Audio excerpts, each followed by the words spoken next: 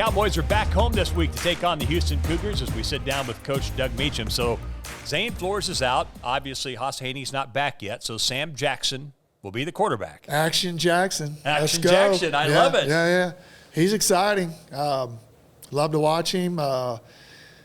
Has one of the quickest releases I've seen. Of course, he has the largest hands on the team. He's got humongous hands. Okay. So it allows for that. But he does a lot of good stuff. I can only imagine how hard it is for him to come back and play that position after having not taken a snap for a couple years. But it's what it is, and he's doing an excellent job studying and getting a hold of the communication and the checks and doing a great job. Yeah, I was going to ask you, I don't know that people realize just how hard it is to jump back. It's really hard. The game's changed even the last few years, and there's a lot of the stuff on defense, a lot of UFO stuff going on over there, and you got to read certain things and get in and out of plays. And a lot of it's the communication and length of the plays and what you tell the O-line and all the signal. Just a lot of the comms is difficult. And then on top of that, knowing, who's blitzing, who's not, where your sight adjustment is, where your hots are, all that business. So,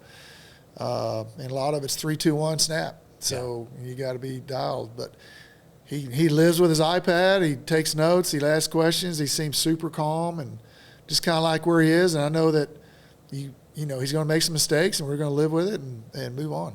But the reality is your chances to hit big plays go up just because of what he can do with his feet, right? Does it not open things up to some degree? Yeah, I mean, if you want to blitz him and do some things and he punches through that first wave of defenders, you got issues because there's less guys on the back end, and he's got some pretty good wheels, and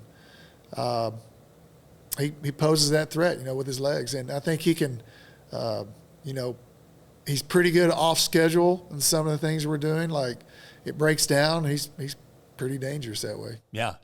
So defensively in particular, with some of the injuries and roster changes and so forth, some guys who had played previous years like Powasa Utu, Raymond Gay, now are getting a chance to play more. How energized are guys like that? And does it sort of lift up the rest of the team, at least returning guys, because they know these guys and now they're back in the mix again? Yeah, I would think that, the first go around, you worked hard, you finally got an opportunity to play, it didn't work out, then you were sidelined and maybe had time to reflect on the things you did poorly or what you could have gotten better at, and then all of a sudden you get a new lease on life, you get an opportunity to go out there and do it again and shoot, and you're excited, and some of those guys made plays last week. Yeah. It can only help the entire team when, you see those things occur. So it's really neat to watch that. And guys get a second opportunity. They're put out there, and they're making plays. It's fun to watch.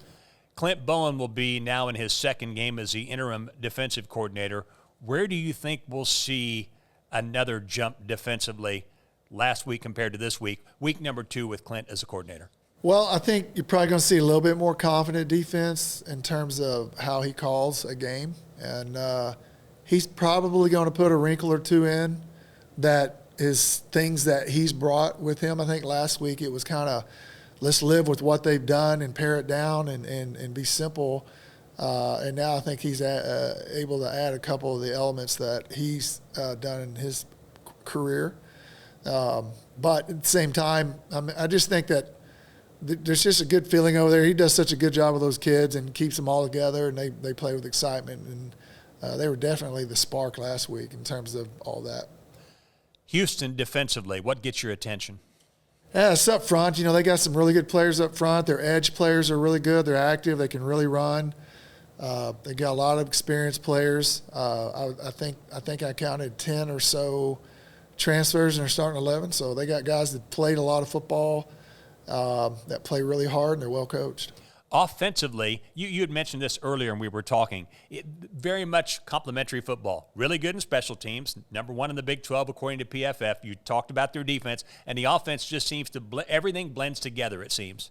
Yeah, I mean, they don't get discombobulated much. They play good team football. They play between the sticks on offense, and defensively, they bend a little, they don't break much, and they play really, really hard. So it's going to be a challenge. Yeah, and it's interesting. Their tight end is very much a featured part of their offense. Yeah, he's an issue. He's a big 6'6", 6'7" guy that can just kind of win with size, and you can have two guys on him, one guy on him, whatever, and he's just so big he can make contested plays because of his length. It's the Cowboys and Houston Cougars. We'll see you on Saturday morning at Boone Pickens Stadium.